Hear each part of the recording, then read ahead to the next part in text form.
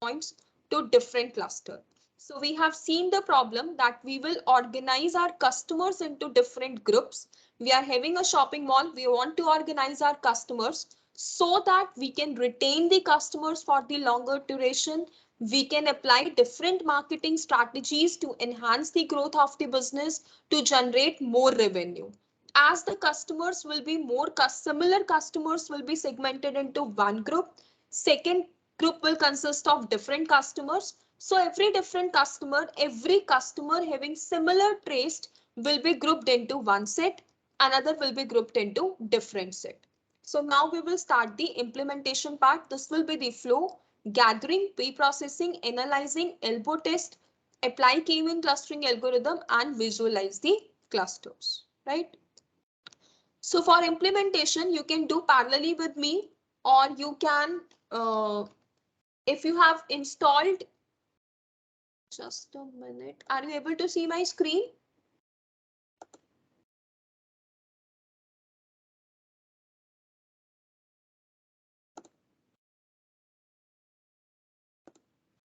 Yes, are you able to see? Yes, not sure.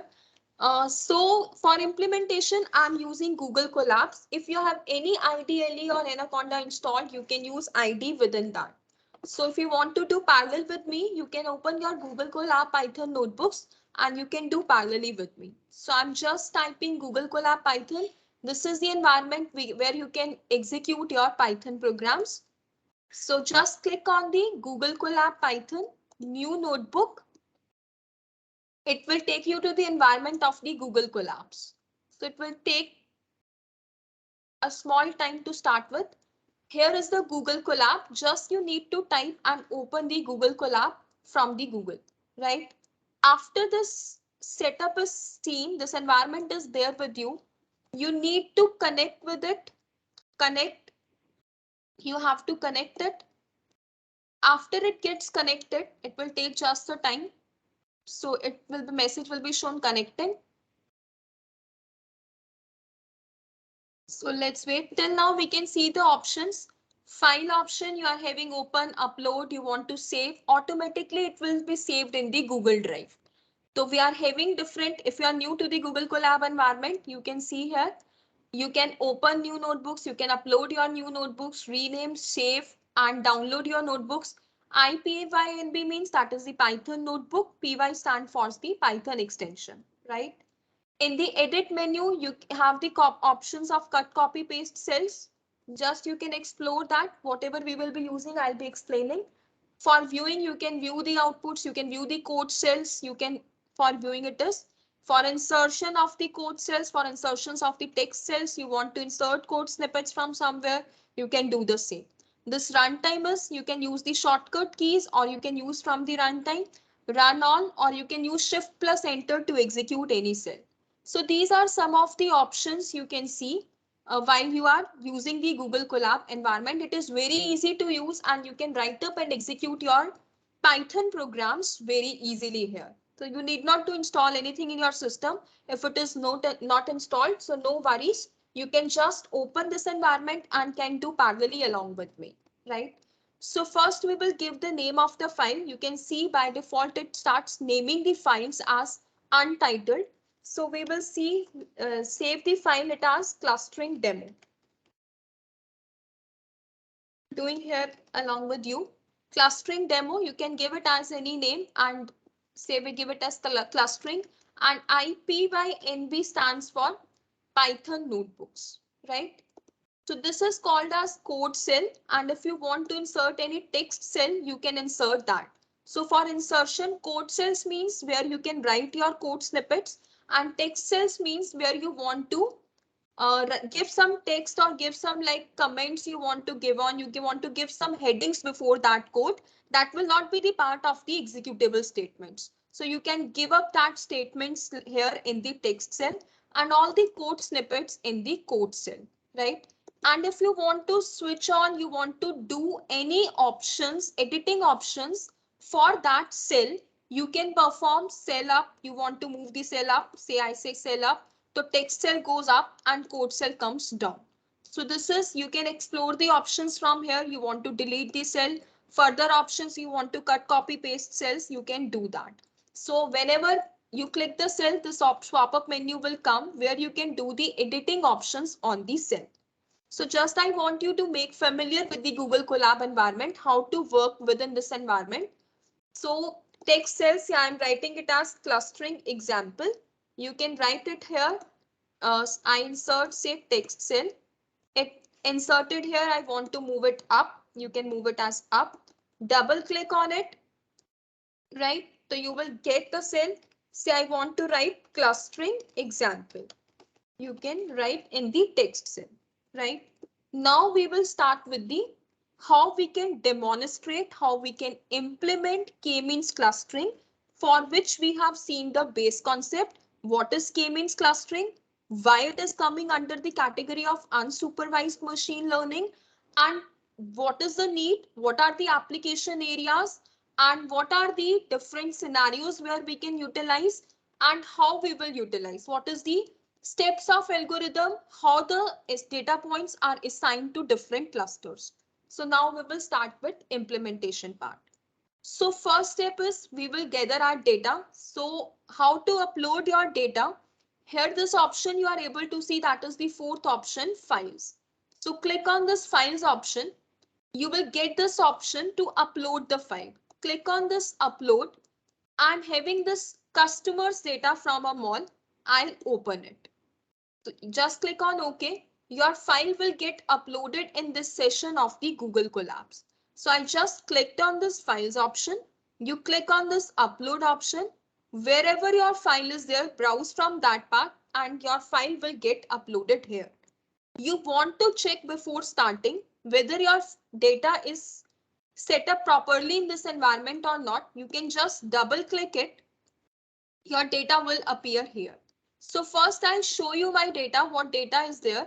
In FTP folder, you are able to see mall customers file. You are able to see the data. You are able to see.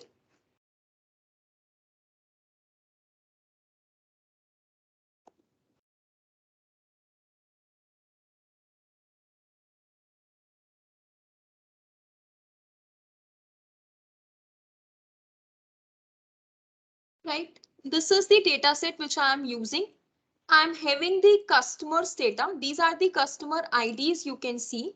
These are the gender of the customers. These are the age of the customers. This is the income in the dollars you can see. And this is the spending score. How much user has scored while he is spending, while he is purchasing. Every observation is of different customer. This is customer number 1 with customer ID 1. He is a male. He is of 19 years. His income is $15. And according to the money he has spent, according to the number of items he has purchased, mall has assigned some score to every customer. So its value is ranging between 0 to 100. More is the value, closer to 100 indicates that customer is spending as much money in the mall. So we are having different category of customers. Like you can see this third customer ID. This third customer ID, she is a female. She's of 20 years. Her income is $16 and her spending score is 6. So 6 is the minimum less spending score. The less value of the spending score indicates that she is spending less amount in the mall. She is not purchasing many items. This is the point. You can see one more instance from this data set. I'm having one customer with customer ID as 8. She is a female. She is of 23 years. She is having $18 as her income. She is spending $94. It means the spending score is near to 100. That means she is saving, she is purchasing various items from a mall. So the value closer to 100 indicates the users are spending more amount in the mall, and the closer values to zeros to indicate the value range is between 0 to 100. So from 0 to 100, the more is the spending score, means that customers are more likely to purchase the various items. And the spending score is less, that means they are spending less amount in the mall. So I hope you are clear with the data. Now the problem statement is we have to divide this data. This data set consists of random 200 entries of the mall of the customers from a specific mall, right? Now we have to group our these customers. We have to segment our these customers into different groups so that we can target the group of customers accordingly. Like various groups can be formed. It can be the case we can have high spending score and high income people. We can have low income with low score. We can have low income is there, but they are spending more. So different clusters can be formed. We will group the customers into different categories according to their similarity so that e-commerce or that mall can apply effective market strategies to retain their customers, to give them promotions, offers, to give them discounts so that they can enhance their revenue. The problem statement is to group the customers. We are having customers data. How we will group, what features we will use, we will see to that. The first step to our clustering or any machine learning algorithm is to understand the data. The data consists of 5 columns: customer ID, gender, age, income, and spending score. You should know the meaning of every attribute, every feature, every column. This indicates the customer ID. This indicates the gender. They are clear. This indicates age. This indicates income in dollars. And this indicates spending score. More is the score given to the customer from the mall. It means more is the customer purchasing the items from the mall. Less is the score means he is spending less amount in the mall. So this data set consists of 5 attributes, 5 features and 200 rows. That indicates 200 observations of customers have been stored inside this data. Now we have to apply some unsupervised machine learning algorithm to group the customers according to their similarity. So how we will group? For that we are applying k-means clustering on this data. So we are done with the first step, collection of data, and we too have uploaded this data into the Google Colabs. So I hope it's clear till here. You are clear with the data?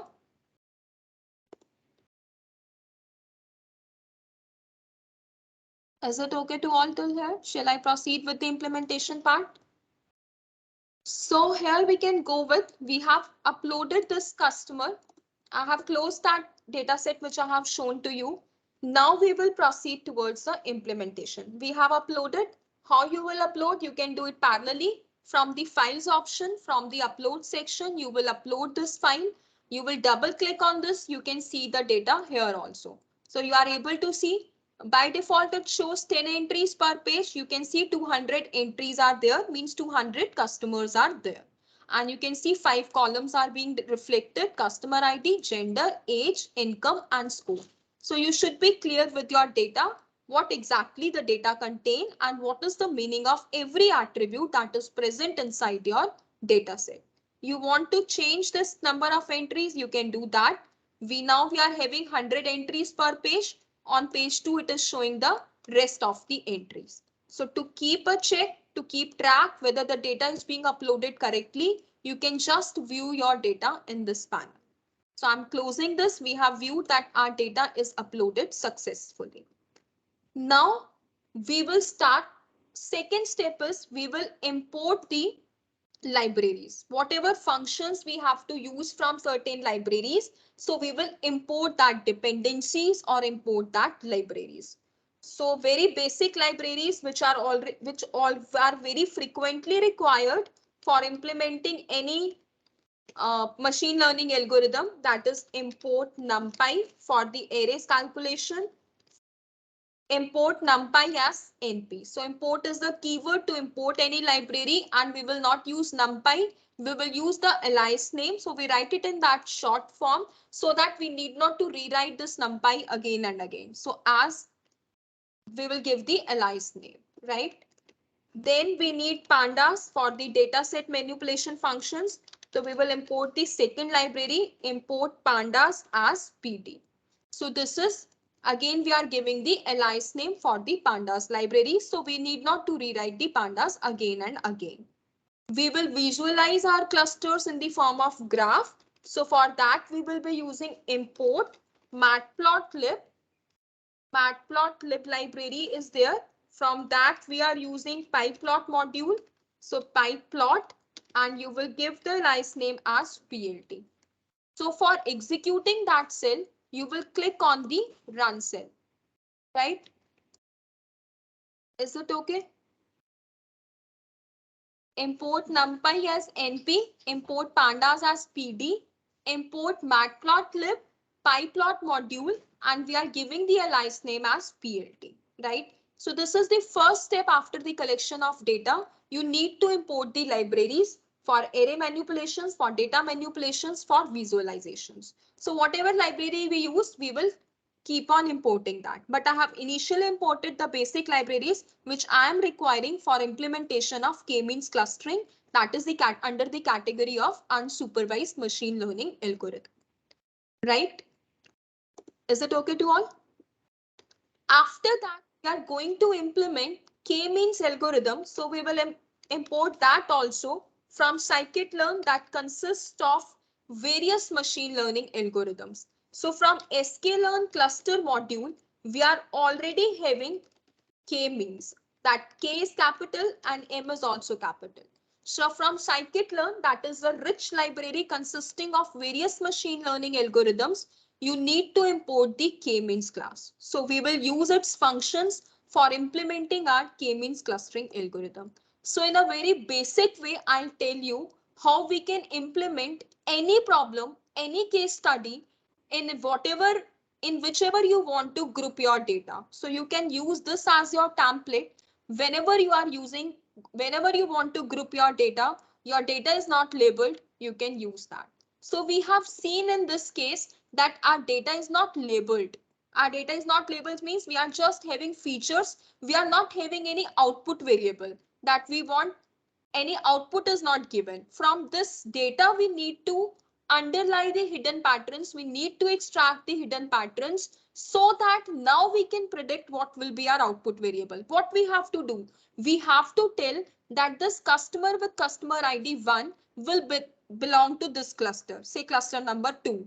This customer ID will be under the category of cluster 3. We need to find every observation of the customer will be belonging to which cluster, so that we come to know that this cluster 1 will contain these customers, cluster 2 will contain these customers, cluster 3 will be consisting of these customers. So we need to predict now every observation will be in which cluster. This is our motive, right? So we have uploaded the data and we have imported the libraries, right? Now we will upload our data set. How we will upload our data set? For inserting the code cell, you just click on this code. It will insert the code cell. And this is the sign symbol to run. If it is executed successfully, you will get, like I'm executing it, you will get green tick here. And if some error is there, that error, that meaningful error in the detailed format will be displayed to you. And if it is green tick, means your cell has been executed successfully, right? So our next step is we have to read the data set. Till now we have just uploaded the data set. Now we will read the data set. So for data manipulation, all the functions are available in the pandas library. So how we will do that? We have given the name PD. From that we are using read underscore CSV function that is used to read that CSV file, right? It is auto intelligent. You will get all the functions listed and you can just press tab key. That function will be automatically displayed here. That line will be completed here. It will give you the help what function these parameters take, right? So we want to give the name here. So we want to give the name of the file. So what is the name of the file? You can see from here, that is mall underscore customers. So you can type here mall underscore customers dot csv. So we have used read underscore csv function from the pandas library and we are reading that csv file which we are having in this session, right? And we will store this in the form of the data frame in some variable. So say I'm taking the name as customer data. I'm storing my this data this file into the data frame and name that data frame as customer underscore data. Now we have uploaded, we have read our CSV file and stored in this variable, right? Now suppose I want to see whether this function has successfully stored this data. So I can display that. How I'll display? Say I want to display first 5 lines of my data. So I'll write customer data dot head. So head is the function that displays me the first 5 rows from this data set. So I've executed. It will show me the first 5 files in the form of the data frame. So you can see 5 rows, customer ID 1, 2, 3, 4, 5, 5 columns were there. Out of those 200 rows, you are getting these 5 rows. So head indicates first 5 rows, right?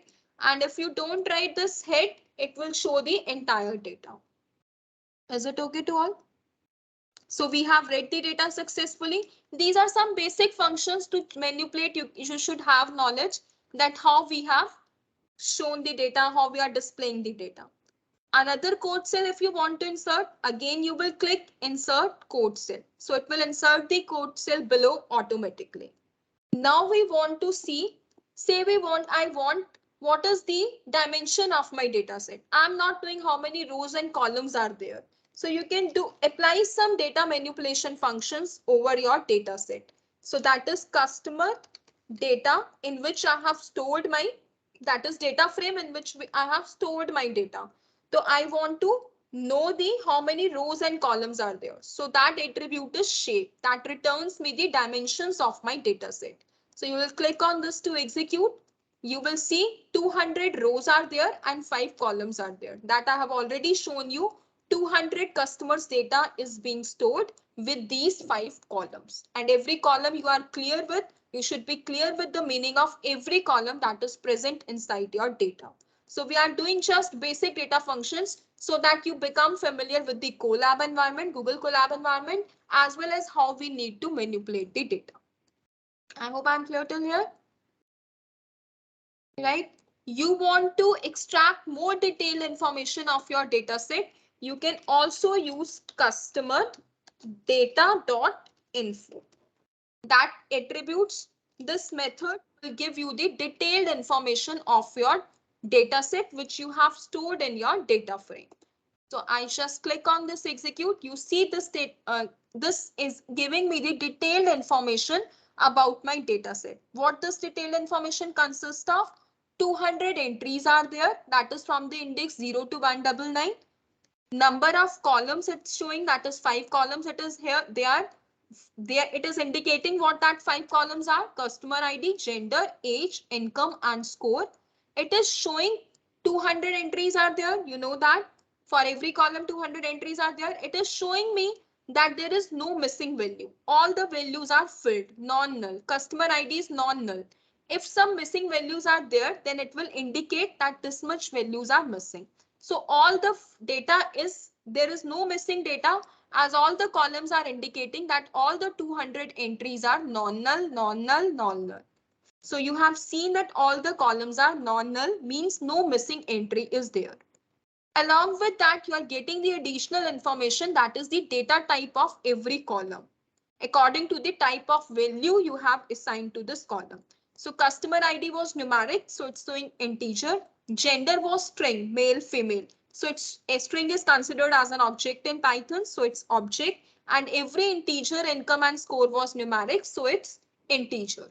So you are given the detailed information of your data set which you have stored in the data frame.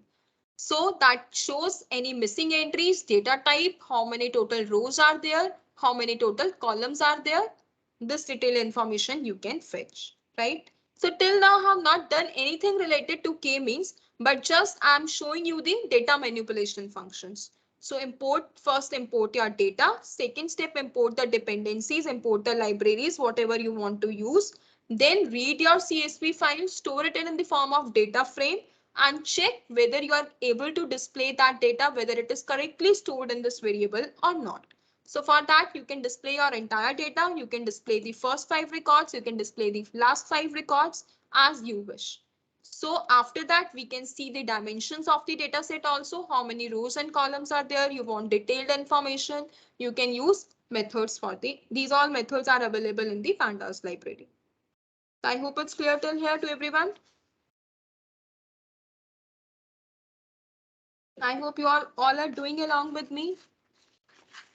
Yes, Still we ma'am. are right. Still we are having functions others. Say I want to check out any missing values are there or not. Say if I have inserted the cell at the wrong position, so you can delete your cell also, right? So after this, you are here. Now you can check. Now you want to insert the cell here. So just put your cursor there at the last end and then code cell. So it will be inserted automatically below.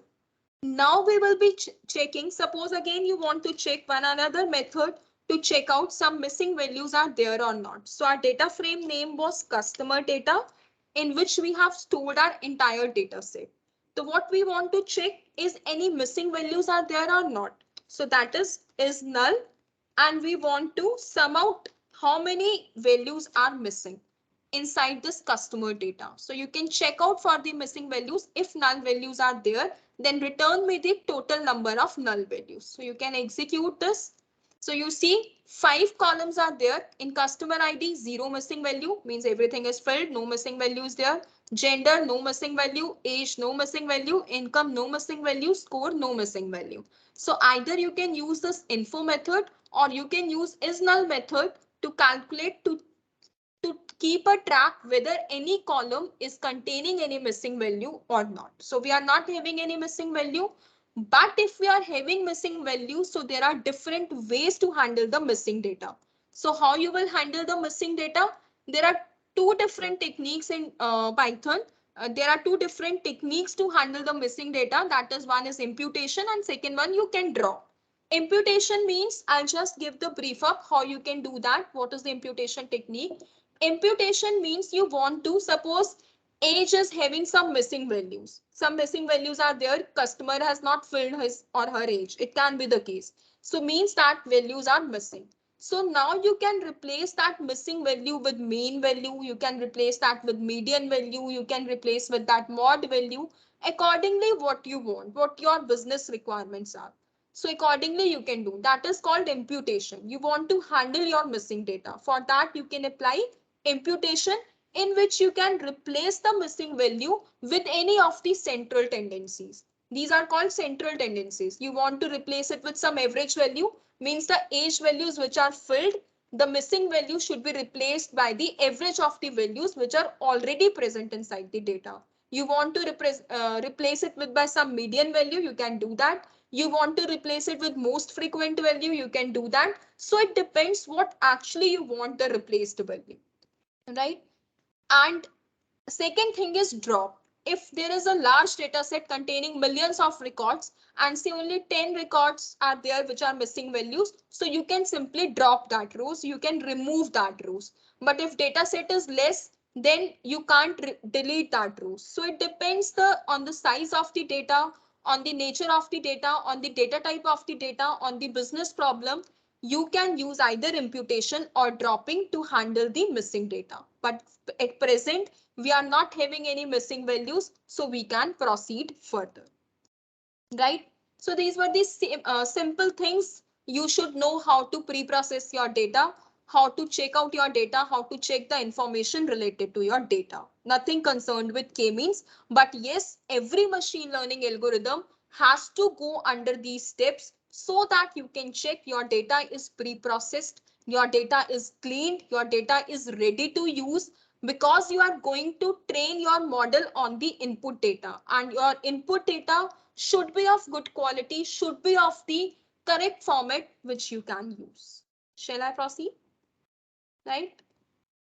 So we have done till here. Now we have to check what step, the first step after you, I hope you remember that PPT slide. We have to pre-process the data. We have to gather the data, we have to pre-process the data, we have to analyze the data, and then we have to apply the elbow test, because we need to determine how many number of groups we have to form. Now what was that elbow test?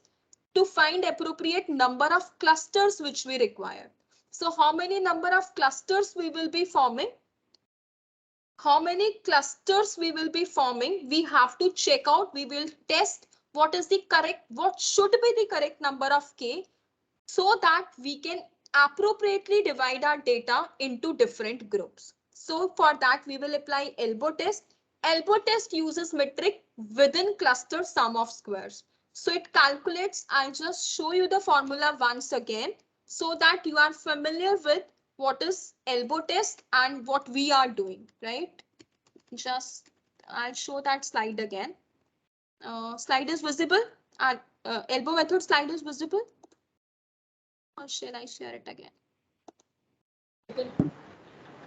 Right? I Yes, hope ma'am. it's visible. Right. So this was the elbow method. We have seen, you can see here, what was the elbow method? We need to vary the number of clusters and WCSS value should be minimal. Now, what should be the value of K? That is the challenge in the K-mean clustering algorithm. How we can do? You can calculate using elbow test. How we will do that? So for K equal to 2, it's showing that then there is no drastic change. The value is not decreasing that much. So K equal to 2 is the right value if you are grouping your data. So how we will do that? I have shown you the mathematics that we will calculate within cluster sum of squares. So this is one cluster, this is second cluster, this is third cluster. So we need to calculate within cluster the sum of squares of every data point from this centroid. So every point in this cluster, we will calculate the distance, sum the squares. For cluster 2, whatever data points that are lying inside the cluster 2, we will calculate the distance between the data point and the cluster. We will square all the distances, all the points which were present inside the cluster 2. So this summation shows for every data point inside the cluster, calculate the distance from the centroid for all the points and sum up the values. So similarly for the cluster 3, for every data point, calculate the distance from the centroid, sum up it. So this will give you the within cluster sum of the square value. So we will see for K equal to 1, what is the WCSS coming? What is the distance of all the points from centroid 1 we calculated? We calculated distance of all the points from the centroid 2 for the cluster 2. We calculated all the distance of the points from cluster 3 when K was 1. When you were having one cluster, we did that. When we were having K equal to 2, we calculated WCSS for K equal to 2. When we are having 3 clusters, we calculated again WCSS value. Now we will check for what K value we are getting minimum WCSS. That means this WCSS is minimum, means for this K value, these data points are more closer to the centroid. So this is the meaning of the elbow test, how we are determining what should be the value of K for which we can go ahead. That this data set should be divided into this much number of groups. So how we will do that? So that's why I said in the morning session, it is very important to understand the mathematics behind machine learning algorithm. That's why I have explained you with one example how the data points are assigned into different clusters, because it is very easy to implement and use to get the results are very easy. But how that is working in backend, what mathematics is going behind that functions, you should be clear with that. So first I cleared the mathematics and then we are going for implementation. So now we will apply elbow test method to find the appropriate number of clusters. So how we will do that? Let me share my Google Colab screen once again. Right. So we are here. So now we have to find the K value using elbow test. So what we will do, we are naming, see on what we have to apply. What do you think? Do you think customer ID will play any role in the segmentation of the customers? There is no role. I need to find this observation will lie under what cluster. Means this customer will belong to which cluster. I want to know this customer will belong to which cluster. Cluster ID is not an important parameter, is not an important feature that should be included to segment the customers. That will not play any role. Gender, you can include or you can't include. That is your choice. Do you want to segment it according to the gender or not? You want to segment it according to the age values or not. So that is your choice. My data set is containing 5 features. Now out of 5 features, what do you think which are more appropriate features, you can use that features. So I think I want to segment my customers according to their income and spending score. Income, if the monthly income is more or less, we can get the idea whether he can purchase the customers or not. And what is the already spending score of the customer? Whether the spending score is more means he is more interested in purchasing the products, or the spending score is less means he is less likely to purchase, he is less purchasing the products from the mall. So according to me, I am using income and spending score of the customers to segment my customers into different clusters. Now, how I need to find, I need to segregate this data set. I want to segregate these 2 columns from this data frame. So how I will do that? See how we can segregate our data, how we can slice our data frame basically. So the name of the data frame I have given, that was customer dot underscore data. Now I need to pick only 2 columns that are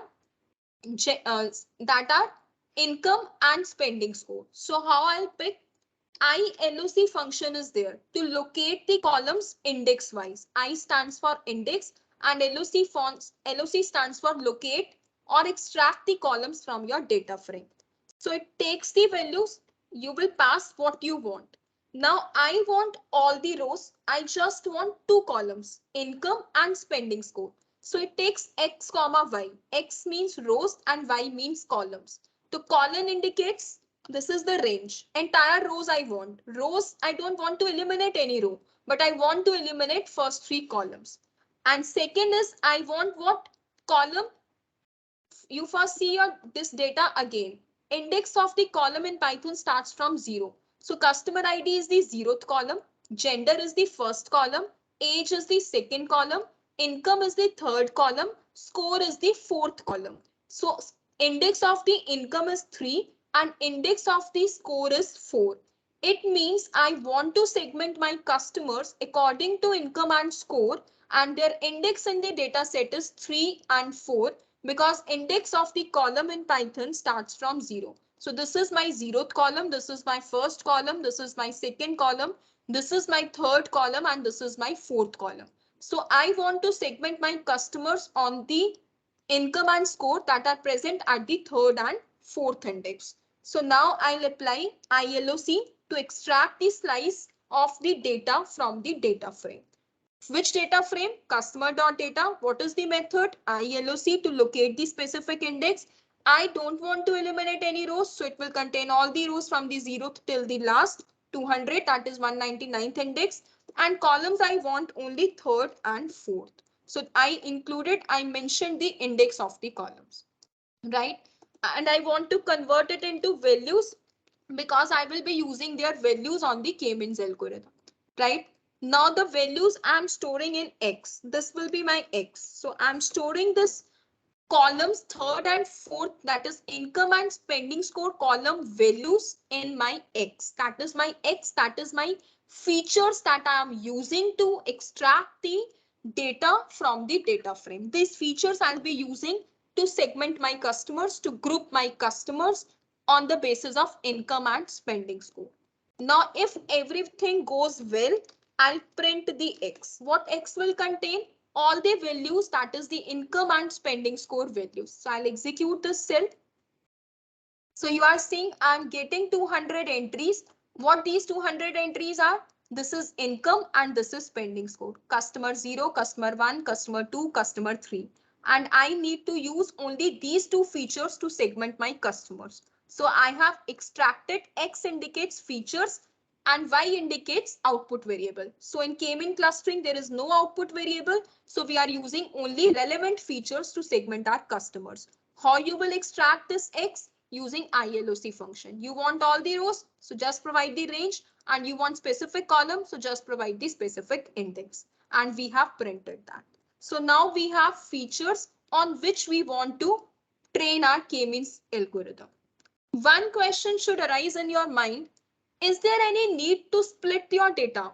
Generally, we are used to split our data into training and test data. but I have not split the data yet into training and test. Do you need, is there any need to split the data into clustering? No, नहीं. there is no need to split the उसके data. पास registration number होगा. Sorry, someone is speaking something, but I'm not able to listen. Can you repeat? Okay. So data is not split it into training and test. The reason is that because we are not going to evaluate the accuracy, we are not having any predefined outputs. Our data is unlabeled. We are using unsupervised machine learning algorithm. Data is not labeled. We are not providing any new set of observations. We are not going to evaluate the accuracy. Key, I have trained my machine on the training set. Now I am giving some new set of observations. You evaluate the accuracy. That is not the case. I'm not having any output. I'm only having features, and on the basis of those features, I'm going to segment that data. So there is no output variable. There is no predefined dependent variable in unsupervised machine learning algorithm. So there is no concept of evaluating the accuracy. You are just grouping it according to the similar patterns. Because there is no concept of evaluating the accuracy, and accuracy is always evaluated on the test data, and we need not to evaluate the accuracy. So there is no need, whenever you are performing any unsupervised machine learning algorithm, no need to split the data. Train your machine on the entire data. So we have not split it the data into training and test data, but we have extracted the relevant features which are stored in X, and I have shown you the X that consists of income and spending score of all the 200 customers. Right? Shall we proceed? Yes, ma'am. Okay. So now after you are on the cursor, you are at the end of the cursor, you can insert the code cell. It will automatically append below. Now what we have to do? Now we have extracted the features from the data. We have seen the detailed statistics of our data. Now we will apply elbow method to calculate the appropriate value of K. It means we need to compute within clusters sum of squares for varying values of K. So I'm just taking this variable as a list variable, and it is a blank list. Now we will vary the value of K, and WCSS value will be calculated for varying values of K, and for which it gets the minimum value, means that is the right point, that elbow point is giving me the appropriate number of clusters. So now this is the blank list. Initially it is blank. Now I'll insert the values in this list. How we will insert? I'll apply the loop. You know how to apply the loop. For I in range say 1 to, I'm taking customers k equal to 1 to 10. I'm assuming that from 1 to 10 I'll get the appropriate value of k. I hope you are knowing. For I in range 1 to 11, 11 is not included. This is the lower bound of the range, and this is the upper bound. So it goes till upper bound minus 1, and I want my I value should vary, that is k value you can say, should vary from 1 to 10. So I have included 11 so that it goes from 1 to 10. Colon. Now what I want to do? I want number of clusters initially 1, and WCSS value should be calculated. Then I value 2 means number of clusters are 2. Then WCSS value should be calculated. Then I value 3. Then WCSS value should be calculated. What is this WCSS? That is distance of point from every centroid within that cluster. And for the value of K, for which we will get this minimum value, that means that is the correct value of K. So how we will do? We will use what we have imported. K means clustering algorithm. K means class constructor we will use. That consists of various arguments, but I am using one argument as number of clusters. So my number of cluster will vary. Initially I equal to 1. And I'm storing this. I'm creating the object of this class, instance of this class, and say I'm storing this variable in k-means. So this is the class library which you have imported from the scikit-learn, this k-means class. Now I'm calling the constructor of this class, and I'm passing the argument number of clusters.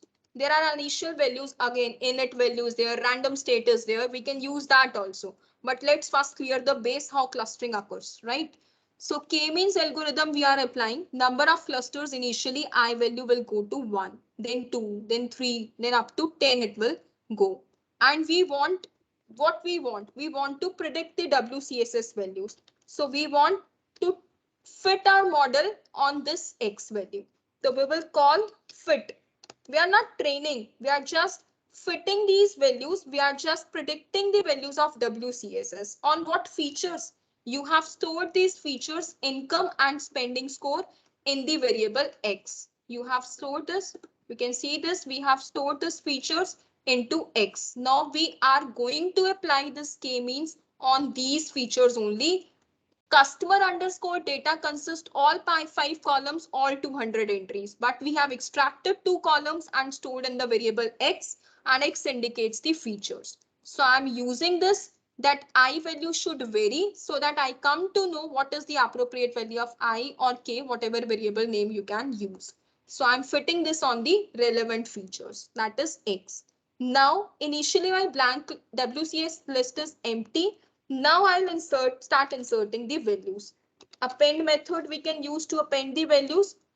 How this WCSS value will be calculated, how the distance of every point from this cluster from the centroid will be calculated, that is calculated automatically using the inertia attribute.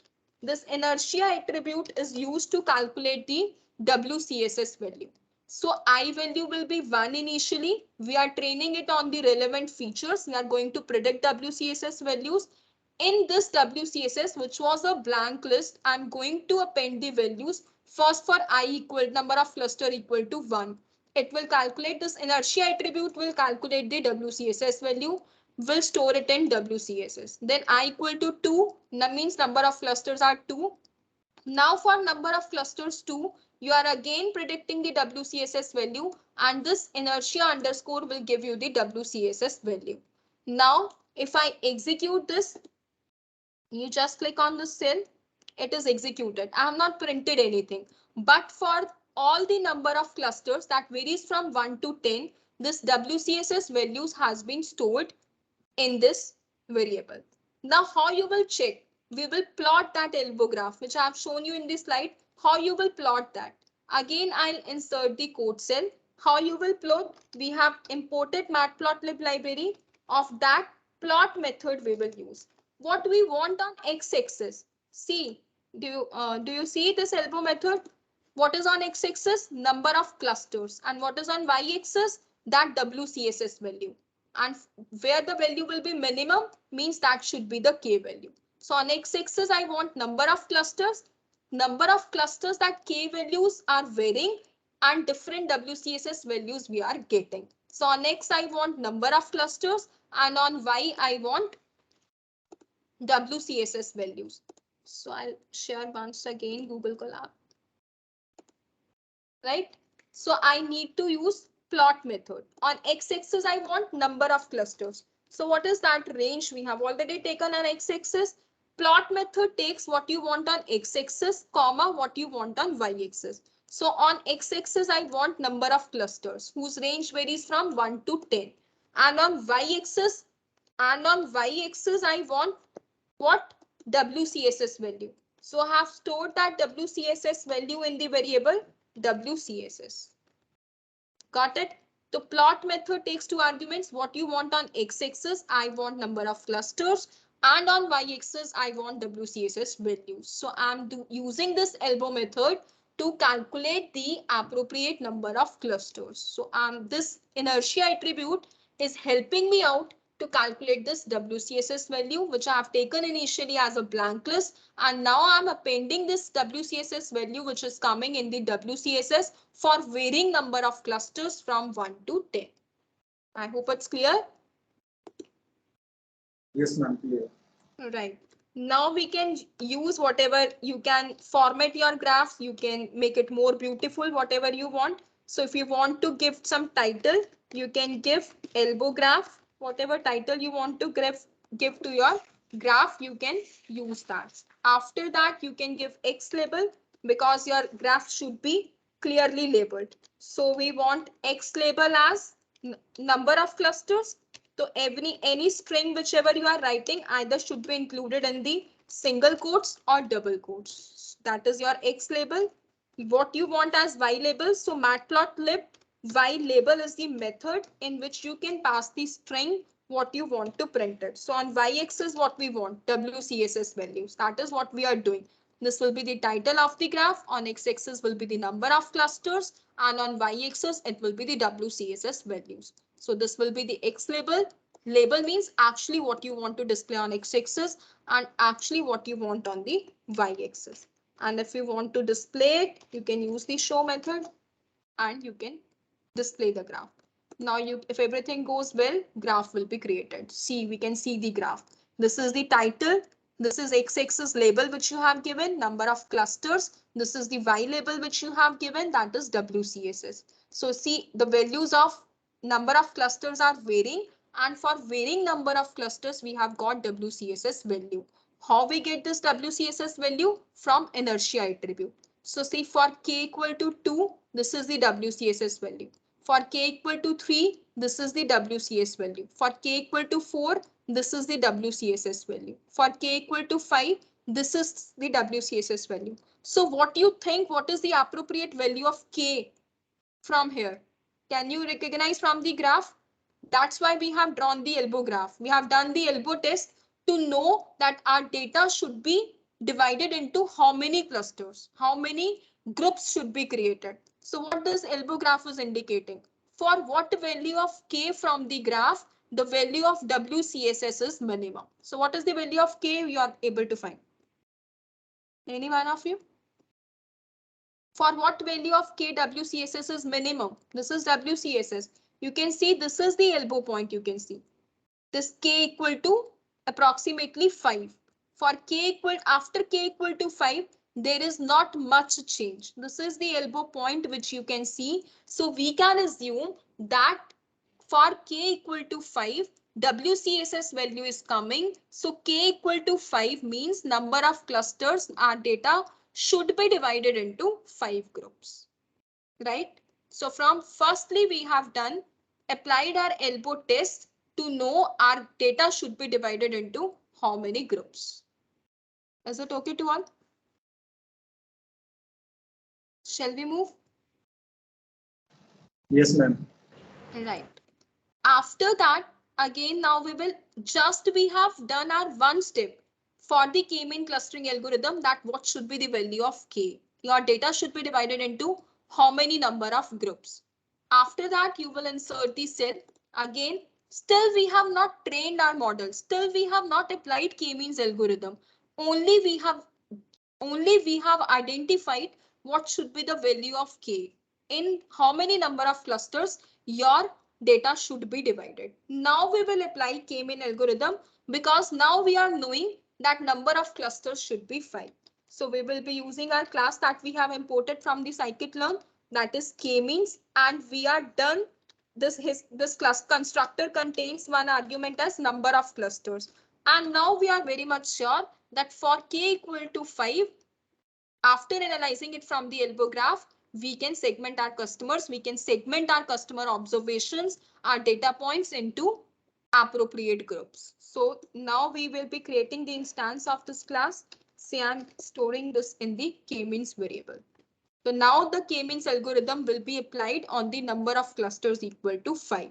And now we are going to train the model. So this training is very simple.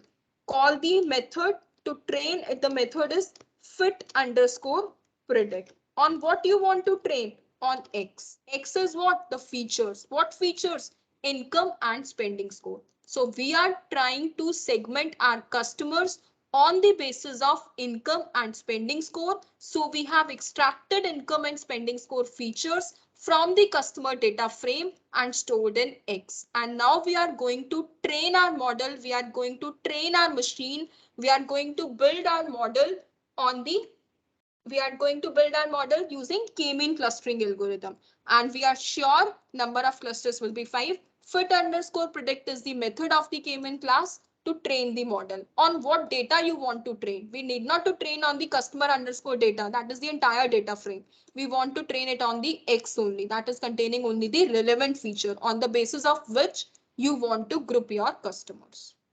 Is it okay? Now we are done. Now what it will do? What you think what it will give me?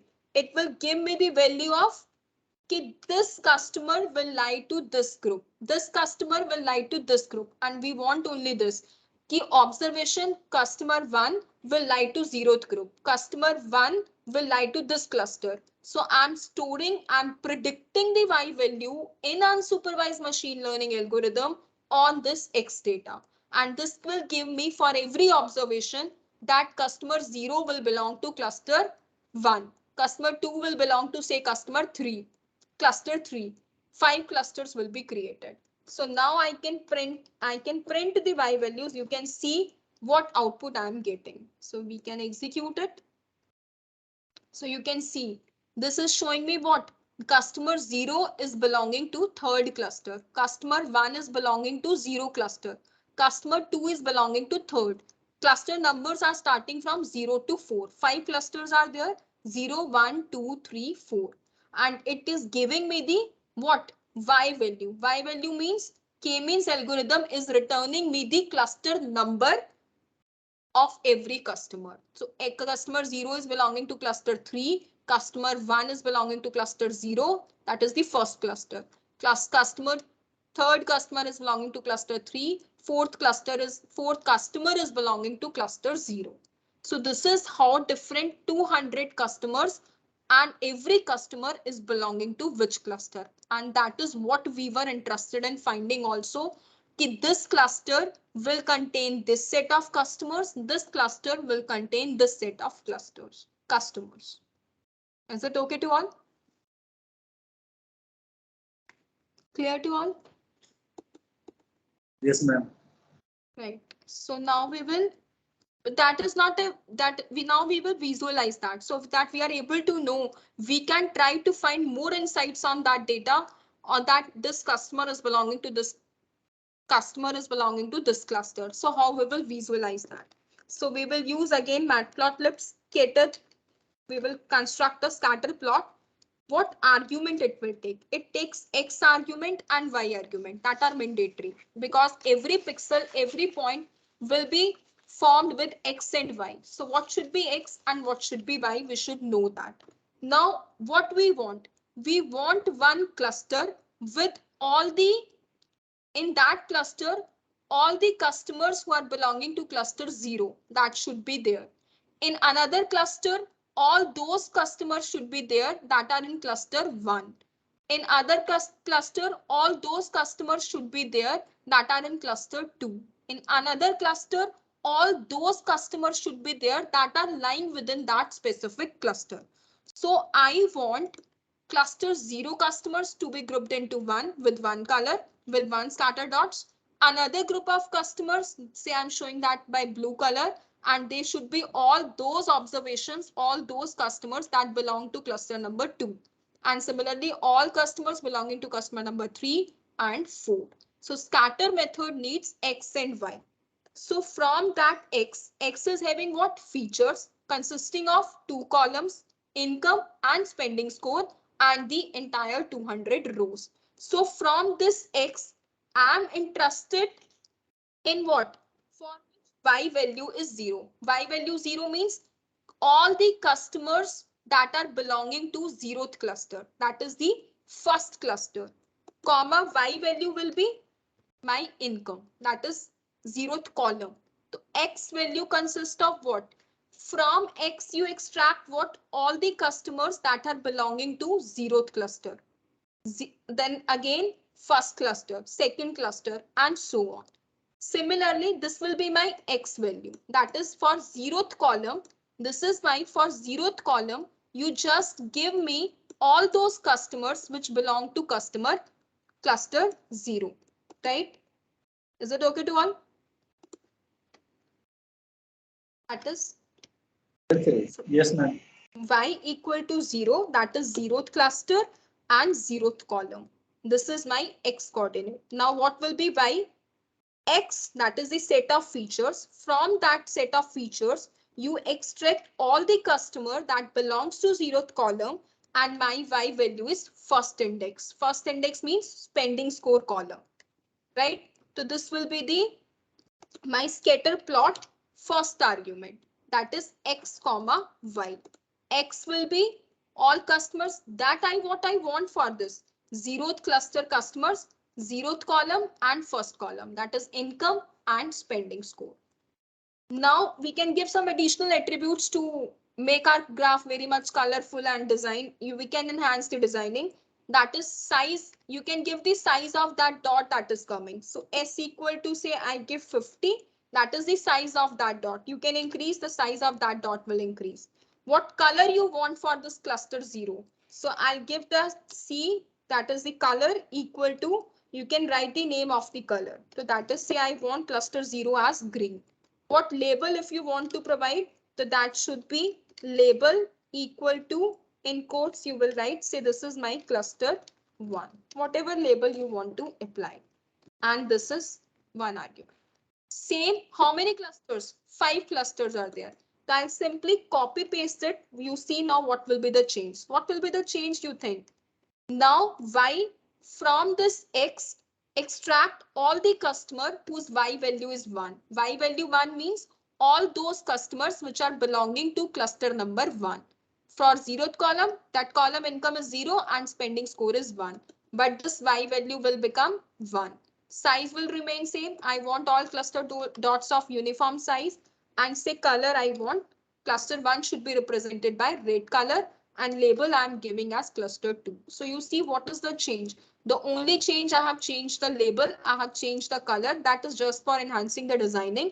But the major change is now I want you to extract all those customers whose Y is 1. And we have predicted the Y, that is the cluster number of every customer. So this cluster, all those customer whose cluster number is 1. Whose cluster number is 1. Zeroth column, that is income, and this is the first index, that is the spending score. So I'll copy this line because we are going to plot 5 clusters. So what will be the change? Extract all Y whose Y is 2, that belongs to cluster number 2.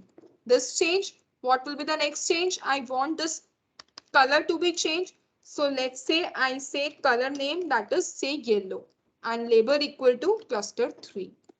Again, I'll copy for the 4th cluster. Again, what will be the change? That will be the who are belonging to cluster number 3. Y value will be equal to 3. Again, I'll change the color. Green, red, yellow I have already given. Say let it be violet, and label equal to cluster 4. Again, I'll copy because elbow method has given me that k equal to 5 is the appropriate number to divide your data, to segment your customers. So y equal to 4, this will be y equal to 4, and again I'll change the color. So you can give any color name of your choice which you want to use. So I'll say it's blue, and label equal to say cluster 5. Now I'll execute. If everything is written well, it will show the graph. You can see this graph is shown into 5 different clusters. You can see this green is cluster number 1, this red is cluster number 2, this yellow is cluster number 3, this violet is cluster number 4, and this blue is cluster number 5. So now from this graph, you can analyze your data. You can give more insights of your data to your company owner so that he can apply effective marketing strategies on different sets of customers. So now we have divided our set of customers into 5 groups, into 5 clusters. What this violet cluster is indicating? What do you think? I can write this for you, that we can give the title also.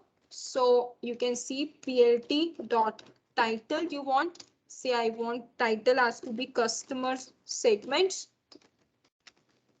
Whenever you want to give the title, you want to give the X label, X axis. So you will call X label.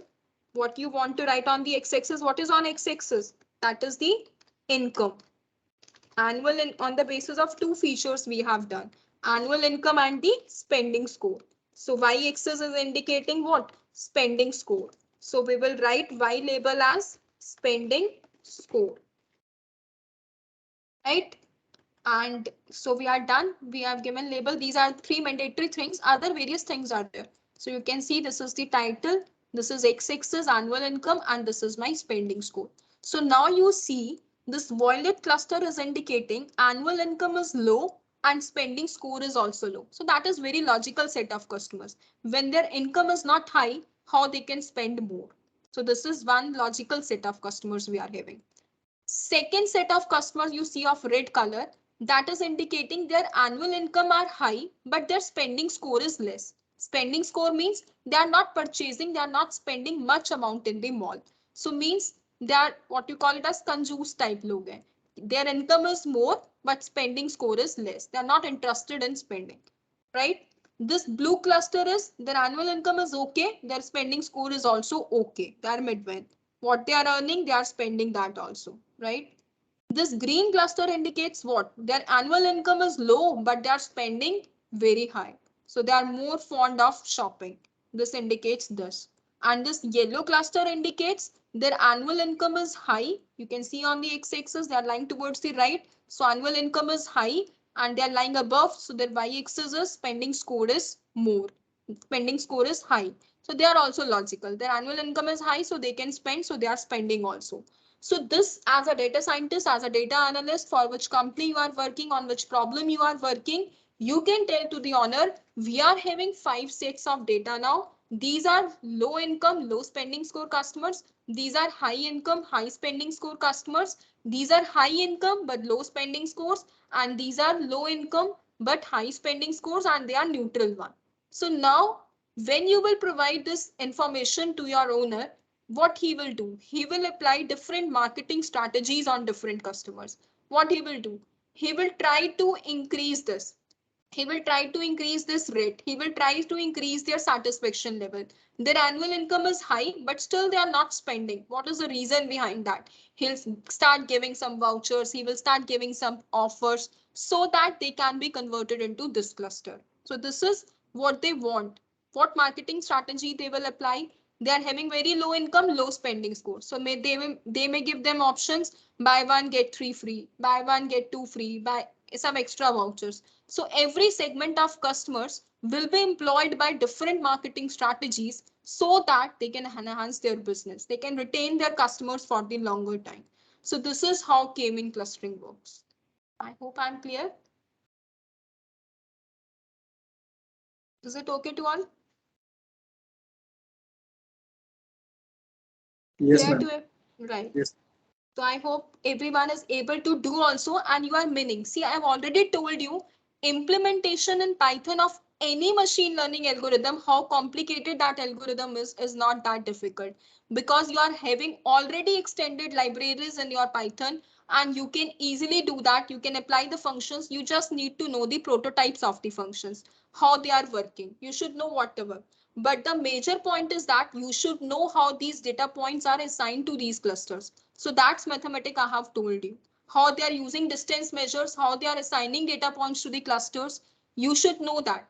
Now everyone is knowing this. This is the insight. This is the graph. But how it has come, how data points has been assigned, that you should know. How the data point has been assigned. So you should do mathematically from pen and paper how this is coming and then do this implementation. So that will make you machine learning more interesting. I have also gone through the various machine learning algorithms. I'll not say I have implemented everything in machine learning, but yes, various things I have implemented. But my practice is always to do with pen and paper first and then go with the implementation part because implementation is not that difficult. That is thanks to Python, you are already having everything. Is it okay? So I'll summarize what we have done. Now you can apply this. This is the template for clustering, you can say. Now you can apply this clustering template to any case study, any problem, and there are different ways to implement also. This is one of the way I have shown. I have worked on indexes. I can work directly on the column names also. So there are different ways. But yes, I'll summarize for the time being what we have done. So first you have imported your data from here. After importing the data, you can double click it and view the data on the side panel. Then you will import these dependencies, import the libraries. After you are done with the libraries, you will read the data set and store it in the data frame so that you can do manipulations on your data frame. Now you want to view the data, that is not necessary. That is just for making you familiar. So you can view the data, you can view the first 5 rows, you want to know the dimensions of the data set, how many rows and how many columns are there. You want to know the detailed information, including the data type of every column, including how many missing values are there or not, what are the columns, how many entries are there. You can have detailed information. After that, you want to know only column wise how many missing values are there. You can use is null method. No missing values are there, you can proceed. If missing values are there, you can go ahead with imputation or dropping techniques. After that, now we are going to now from here we are going into the k-mean. We are diving into the k-mean mathematics now. So what is the k-mean mathematics? You need to find out on what features you want to segment your customers. So I have taken two features from the data frame, that is income and spending score. So how you will extract, my entire data is into this data frame. How I will extract from ILOC method, that is locate the index. I want all rows and third and fourth column. Third is the index of the income column and four is the index of the spending score column. I have printed all the values. This indicates the X, that is on which I need to train my k-means algorithm. Income spending score of every customer. My X is ready, my features are ready on which I need to segment my customers. But before applying k-means, it is mandatory you should know the appropriate value of k. How many number of clusters in which you want to split your data. So how you will split your data? For that, I have taken the metric WCSS, that is any name of the variable you can give. I have taken it as a blank list. The square bracket indicates that this is of type list, right? Now I have taken from 1 to 10, I'll get the k value appropriate. So I applied the loop for I equal to 1 to 10. I called the constructor of the class with variable number of clusters. First I equal to 1, then 2, then 3, up to 10 it will go. What it will do? It will predict the values. You will fit the model on this X features because we are not doing it into the entire customer data. After that, this was a blank list. For I equal to 1, you will calculate, we want the system to calculate what will be the WCSS value for number of cluster equal to 1. How it will be calculated? Using this inertia attribute. So from the instance of the class, I have called this attribute. This will give me the WCSS value for number of cluster when it was 1. Then I becomes 2. Then k-means cluster will be initialized with number of cluster equal to 2. And this again now for I equal to 2, WCSS will be calculated. How it is calculated, that I have shown in this slide. For I equal to 3, for I equal to 4, and so on till I equal to 10. So WCSS will give the values. Now I have, what are the values for different varying number of clusters? So this is the elbow graph, number of clusters and WCSS values. So what you want? You want to call plot method. Plot method takes two arguments, X and Y. What you want on X? Number of clusters. What you want on Y? WCSS value. So 1 to 10, that is the range, and WCSS value we have stored in this variable. So title, label, and Y label you can easily give using X label, Y label functions. So this give me the elbow graph. Now this elbow graph clearly indicates that for this k equal to 5, this your WCSS value is minimum, and after that it is slowly decreasing. So this means number of clusters equal to 5 is appropriate, and we are seeing at the end also that these will be the 5 categories, right? So now we will build our model on the k-means algorithm with number of clusters as 5. Again, k-means constructor with number of clusters 5. For training, we are having fit underscore predict function on which you want to train. That data should be given here. So our data is in the X, that is income and spending score. It will give me what? It will give me the cluster number of every customer. So I have stored it in the variable Y, right? Python is dynamically type language, so I need not to declare the type of the variable. So I printed the value of the variable. Now it is giving me the cluster numbers of every 200 customer. And this is what we were interested also, that every observation is lying in which cluster. But it is giving me in this way. Now we want to visualize it in the form of the scatter plot. So scatter plot takes two arguments, that is mandatory X and Y. because every pixel will be formed from X and Y. What is X? Income. What is Y? Spending score. So how you will indicate in this income? So that is from X, that is the features that is holding the 200 entries with two columns, but you want for Y equal to 0. That is only the observations for which cluster number 0. And this 0 indicates X is income, X axis is income, and Y axis is spending score. So first index. And these are just to format to make the graph more beautiful. Size of this dot, and color, what color you want. Similarly, we are going it for 5 clusters. So what will be the change in every row? Every row for X, you need to extract the customers that are belonging to cluster number 1, that are belonging to cluster number 2, that are belonging to customer number 3, that are belonging to customer number 4, and so on. So the different colors and different labels. This is just to enhance what you are reflecting on X-axis. Your graph should be properly labeled. Y-axis spending score, and this indicates the graph. Now this graph is very important to understand what insights you can give to the owner so that they can work out effectively.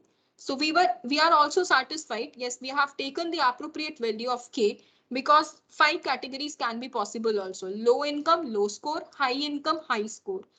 High income, but they are still spending less. This is low income, but spending more, and these are neutral. So we have verified also from the elbow graph that K equal to 5 is the correct amount in which we can divide our customers into different segments on the basis of income and spending. I hope I'm clear with the mathematics, with the core working, with the implementation. Are you clear? Yes, ma'am, clear. Okay, thank you.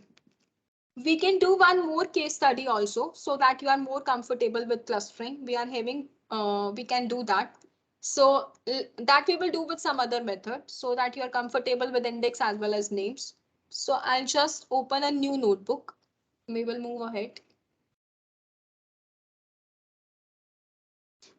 So it will take time. It will be load your environment. It will connect, right? You need to connect. If it is not connected by default, you will connect.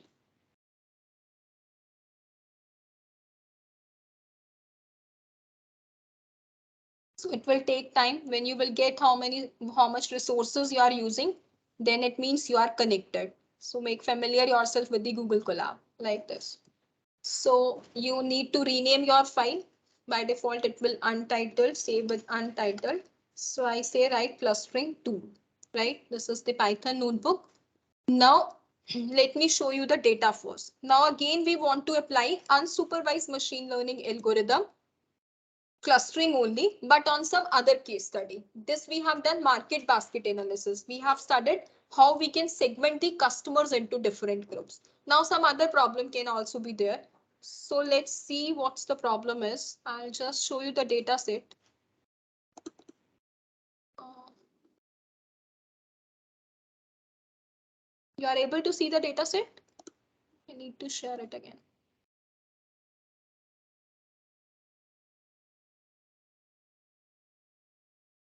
Right. See, we are having here uh, 3 attributes are there: name, age, and income.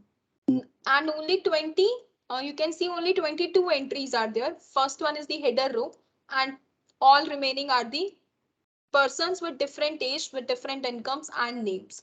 I want to group the customers now on the basis of age and income, say. So maybe I want to utilize this information. Their age is this, means more is the age. It can be the case the people are spending less. Teenager is the age, it can be the case people are spending more. So I want to group my data on the basis of this is called demographic information of the users. I'm using gender, I'm using age, I'm using income. This is the information that we are storing related to customer, is known as demographic information. You might have studied various research papers that work is going on the demographic information, then contextual information, then different types of varying type of information is there. So we can work out. But for clustering implementation, here we are seeing the data that is consisting of name, age, and income. Now we want to group our customers on the basis of age and income. So you are clear that we have to group our customers. Data is not labeled because we are not having any predefined output. So that means the category is unsupervised machine learning. We want to do grouping. That means we can go ahead with clustering. So different clustering algorithms are there, and we have started in this session K-mean clustering. So now we want to apply K-mean clustering to group our customers into different segments. So how we can do that? So we have gathered the data. So we will start proceeding. I'll share Google Colab again once. Right? I hope it's visible. Right?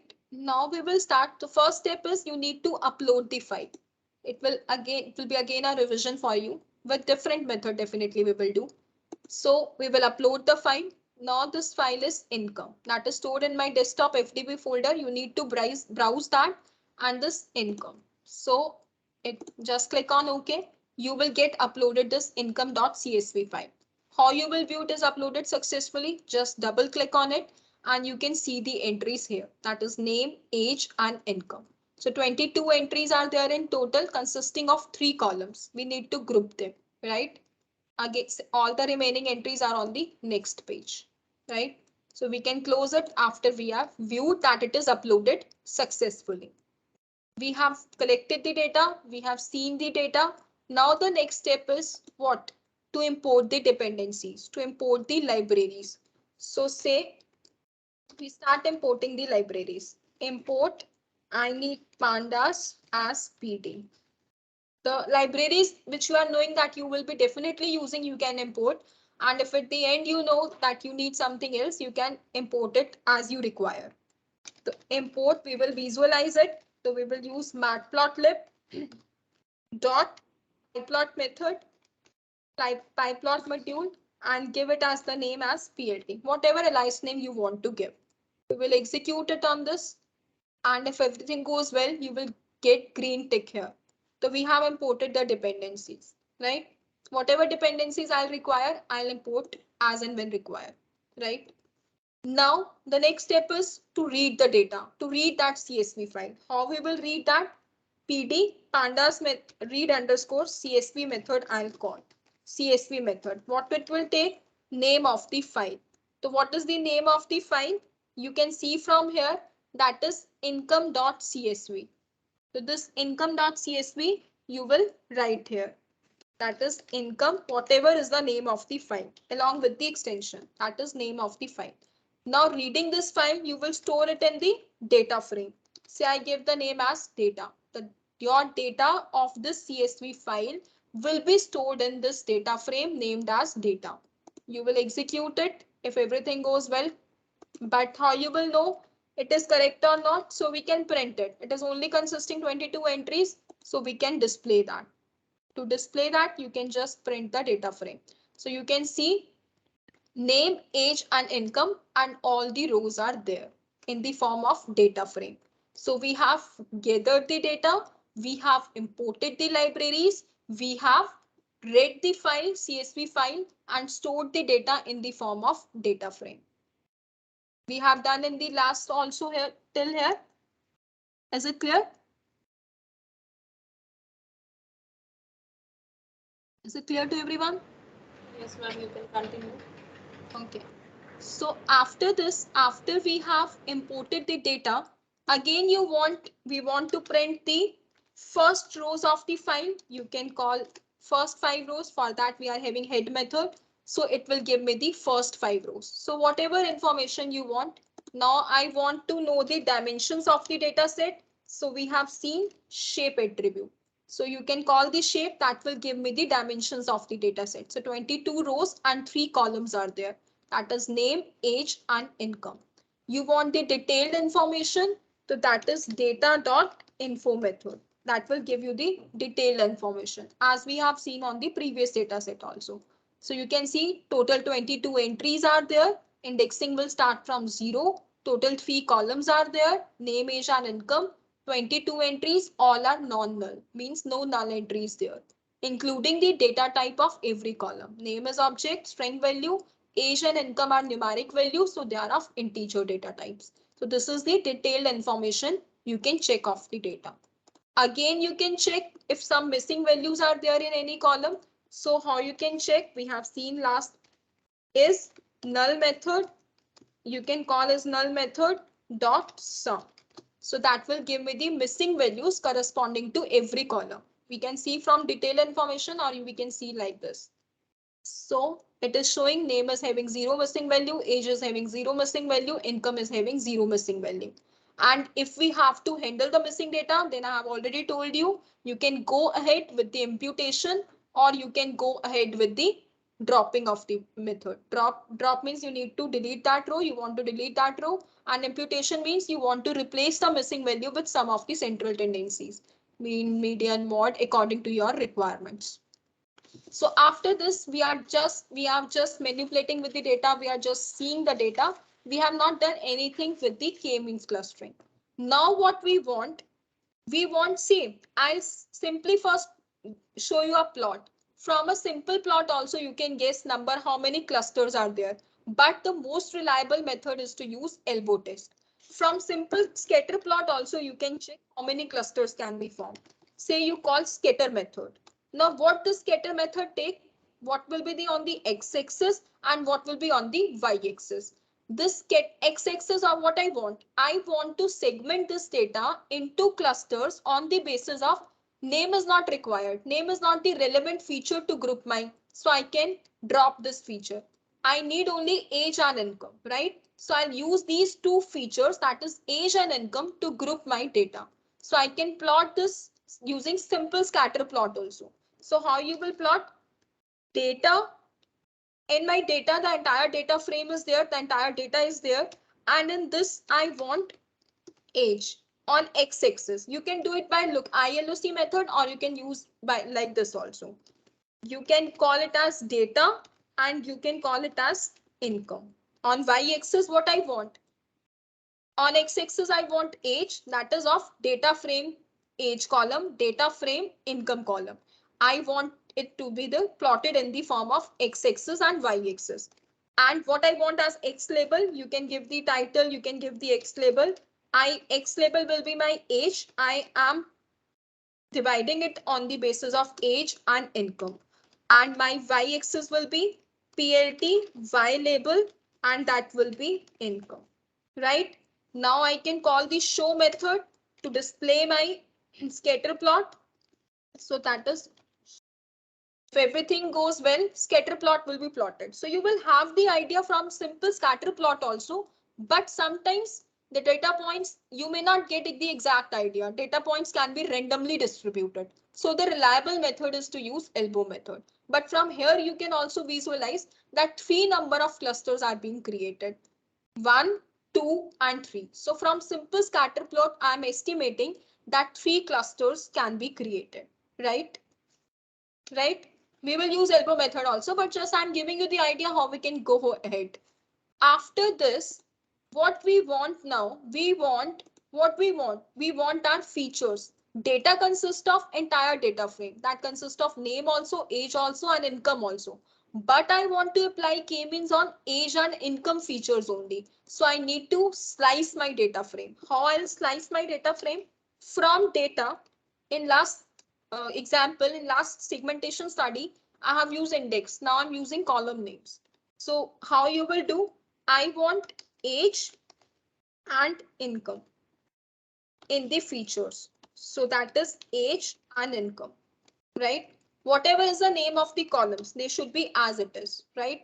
So I want from my data frame age and income. This will be stored. I'll be storing these values in the X. How? This X will be the set of features, right? So this is I'm storing in the X. Now I'll print the X. You will see only 2 columns will be there.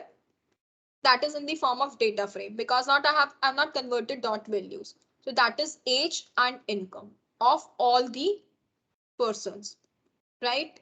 So I want to train my k-mean algorithm not on the basis of name. So I have dropped the name column and extracted from the data frame age and income columns and stored in the X, and X generally represent the independent variable or the features which we are having in the data. Now Now we have to apply k-mean clustering algorithm on this X, on this set of features. We want to segment different persons. So for that, what you want from scikit-learn, that consists of various machine learning algorithms, from its cluster module we have imported in last section also, that is cluster module, import k means M is capital. So we will, if you want to run all the cells, you can simply go runtime and run all. You need not to do it one by one. So I've imported this library. I have imported the data stored in the data frame. Check the dimension, check the detailed information, check the missing values. From simple scatter plot, I am assuming that 3 clusters will be formed, and I have extracted the features age and income, dropped the column name and stored in the X, right? So we have done, our X is ready, our features are ready on which we want to divide our data. Is it okay to all? Right. Next, what we will do, now we are sure that we have to train our model. Now we have to train our model. We will call the constructors. Now we are sure that number of clusters will be 3. We have assumed from the scatter plot itself, but we will apply elbow method. How we will apply, you know that now. So that is, you can give any name of the instance. So we have we will train our model on number of clusters as 3. What is the method to train? That is fit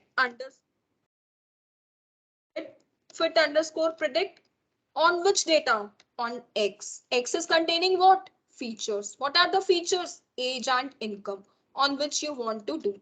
What it will give? It will give the cluster number of every customer or person. So I can store this value. This is predicting the Y value. So what? This is the only line to train the model. This is doing all that mathematics that we have seen in the morning session, assigning each data point to every cluster, updating the centroids, repositioning the centroids, again computing the data points, and then finally giving you the cluster number of every observation. So this is the only line behind the all that entire mathematics. So if mathematics is clear, then you can easily do. So now we are using fit underscore predict method to train the model. To train the model on which? On X. X is consisting what? Features. What are the features on which you are going to segment your data? That is age and income. That will return you what? The Y value. What this Y will consist of? Cluster number of every observation. How you will know? You will print that value. That is Y predict. So if you will print that, you will get. Are you seeing? You are seeing this person number 1 will belong to customer 2. This will belong to customer 2. This will belong to customer 1, and so on. So this is what we were interested also. We were interested in knowing the cluster number of every person. So now we are knowing in this cluster, these persons will lie. In this cluster, these persons will be lying. And we were also interested in knowing this. Is it okay to all? We can add also, like here it is coming something like this. We can add this cluster number column in the data itself. How we will add? Age income is there in X. Now we can add one column cluster. And what will be the values that we are having in Y predict? So you can see I can add this Y values, and we will print X now. Now X will not consist of age and income. It will consist of Y values also. So you can see age, income, and cluster. So that is more easy to read the table. That this customer number 0 is belonging to cluster number 2. This is belonging to cluster number 2. You can see we were getting these outputs 1, 1, 0, 0, 0. So these are the Y values which we have added in the column. We have added cluster, and these were the values that we have predicted after training the model using k-means algorithm. Is it okay to all? Clear to everyone? Shall we proceed?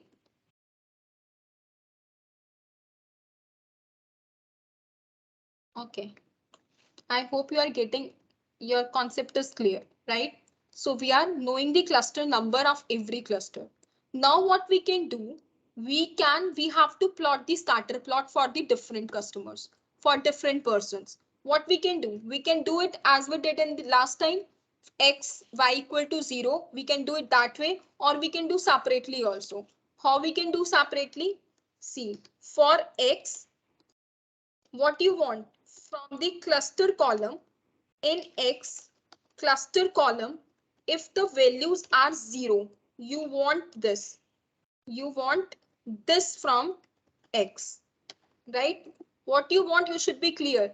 From x, you want x cluster column value 0. You can store it in this way, or you can directly use in the scatter plot also, as we used, as you feel more comfortable. You can do that. So like I'm slicing the data, I'm dividing the data, and what I'm having small data set. That's why I'm showing you. It can be represented easily.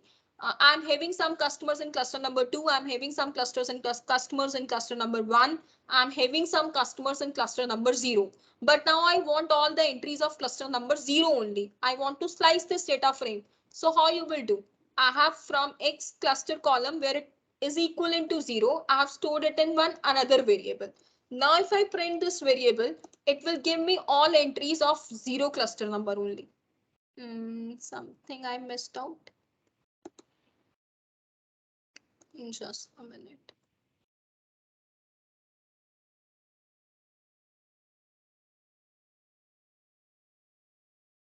Okay, cluster C was capital, so it is showing me the error. That was the detailed information it is showing me. So it is giving me all the clusters in the 0 days. It is showing me only those entries. Similarly, I want to extract all the customers in cluster number 1. So I can do that also. So you should know how to do that.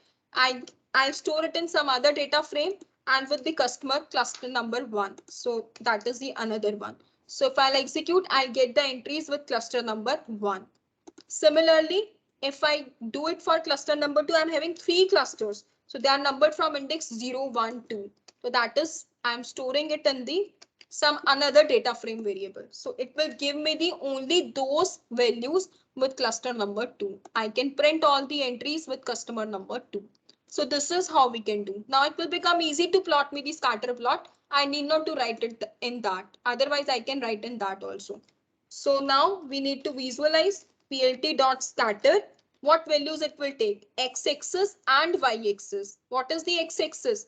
This cluster number 0. So now we are having that df1. And on x-axis, what you are having? Age.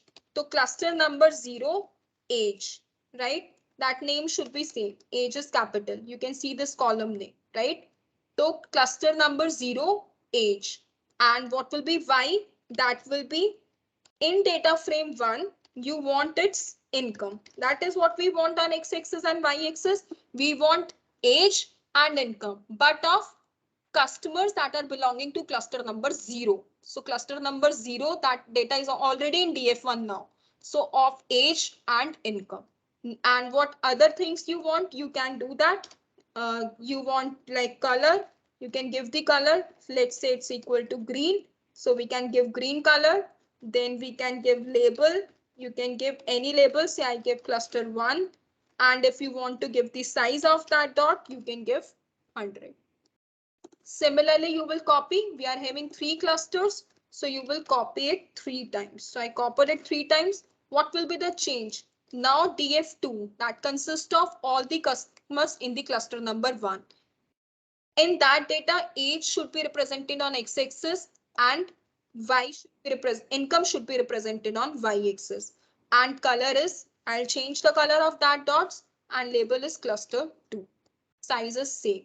Similarly, class df3 consists of all those customers that belongs to cluster number 2.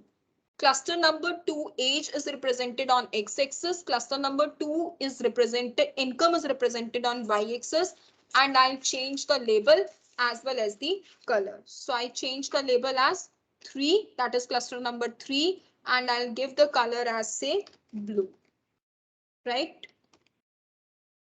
Whatever anything else you want to apply, you can do that. Otherwise, you can execute all the cells once again. So this is 3. This I have not changed. I have just copy paste. So this is showing me an error.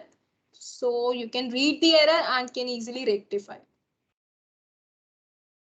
So now you can see. You can see what you are seeing now. Do you think the clusters are correct? This is showing green. This is showing red. But this red and blue are different. This is not correct. Do you think it is correct? No, it's not correct. Can you guess what is wrong here? Why they are not correct? Because age and salary in the data are on different scales. You might have gone in the previous sessions. You have to scale your data. Age is in the range of 0 to 50 maximum and it is in thousands. So that's why the data is not, graph is not displaying correctly. It means what? You need to apply feature scaling. You need to apply scaling on your data. Age, all the features on which you are training your data, they should be on the same scale. But we have not applied any scaling yet. What we have done till now, we have just imported the data, we have read the data, check the dimension, check the statistical status, detailed data. From the scatter plot, we have assumed number of clusters are 3. We have extracted the features on which we want to segment our data. After that, we have applied k-means algorithm using fit underscore predict method to train the model, and we get the cluster number to which every customer will belong. That's what we require also. After that, we start visualizing it. On x-axis, we want age, income of different groups, cluster number 0, 1, 2. So we get different colors to do that. But we are seeing that green is appropriate, but red and blue, there is some chaos. Red data points all should lie in one group. Blue data points, they should lie in one group. But that is not the case here. It means something is wrong. And if you see, age and income are on different scales. So in your data pre-processing, there is one step, the features on which you are training your data. We are training our data on X. X is consisting of age and income, though, so they should be on the same scale. So how you will do that on the same scale? So that is the part of the data pre-processing. I'll show you that how to do that from sklearn. Scikit-learn library is consisting of pre-processing module. That is pre-processing, right? You will import standard scalar class. Standard scalar class that is used to have the attributes on the same scale. Like age and income are on different scale. One is on the scale of 0 to 50, one is in thousands. So there is a huge difference. So how you will do that? Before this scatter plot plotting, you will scale it. How you will scale it? See, how you will scale it? We will create the instance of the standard scalar class. Standard scalar class in pre-processing module will create the instance standard scalar. We will create the instance of this class, that is scalar, right? Now we want to scale what? Age and income. How you will do that? We are having scalar object. We will call the method through object and object name is scalar, and to scale it on the same scale, fit underscore transform method is there. What you want to do? We want to transform and fit our data for which column? Age column. Age is capital, right? And now you will update this. Now your data age column will be scaled. That means they will be applied. They will be lying in the same range now, right? So that is standard scalar object we have created. We have called the fit underscore transform method. What you want to do? You want to scale the age column. So you will scale. Similarly, you want to do it for the income column also. So you will, I'm just copy paste it. Again, we will call the fit transform method for the income attribute. And I'll update this data income method to the scaled values. I is capital, so it should be capital, right? Now I apply, again run all. I have done the scaling. Again, 3 clusters are created. I have stored the features. Now you can see the values are scaled. Now they are ranged between -1 to 1. All are on the same scale. I have applied training. I have trained the model using k-means algorithm, predicted the cluster numbers of every customer, and now everything is same. Now you see this graph. The plots are appropriately distributed now. Are you getting my point? Now green are data points are lying close to the centroid. Blue data points are lying closer to the centroid. Red data points are lying closer to the centroid. This means we have segregated our data into 3 clusters appropriately. Earlier it was not giving the correct results because age and income, they were entirely on the different scales. So we have to pre-process our data. Feature scaling is one of the step of data pre-processing, that on which features you are trying to train your model, that features should be on the same scale. So from pre-processing module, we have imported the standard scalar library and created the instance, and using fit underscore transform method, we have scaled age and income columns. And after that, when you are displaying that age and income columns, you are seeing the values are scaled. Now they are not in the form of 0 to 50 and in thousands. That's why you are getting this graph appropriate. Is it okay to all? I hope it's clear to everyone.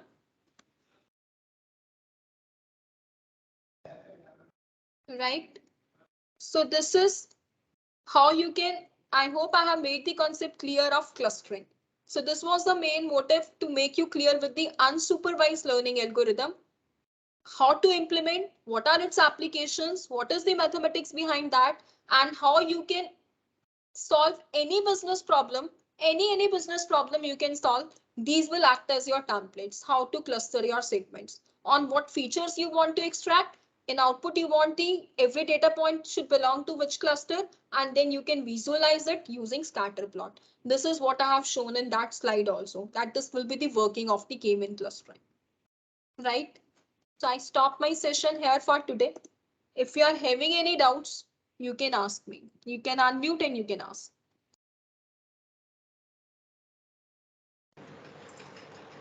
Just if any query, you can raise your hand. I'll unmute you. You can put up your query.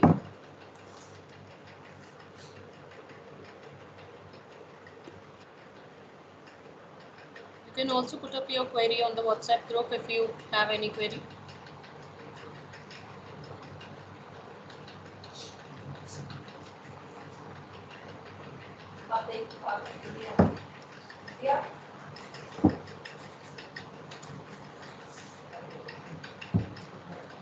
Okay, so thank you so much for your Thank you so much, patience and ma'am. listening.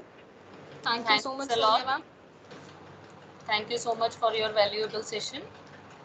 I hope everyone learned a lot and enjoyed a lot. Very informative session. Thank you so much. And thank you all the guests being present here for patiently listening to us. Thank you so much. We'll all join together tomorrow again at 11 a.m. with the last session of this FTP. And yes, very innovative session again for this FTP. Thank you so much, everyone.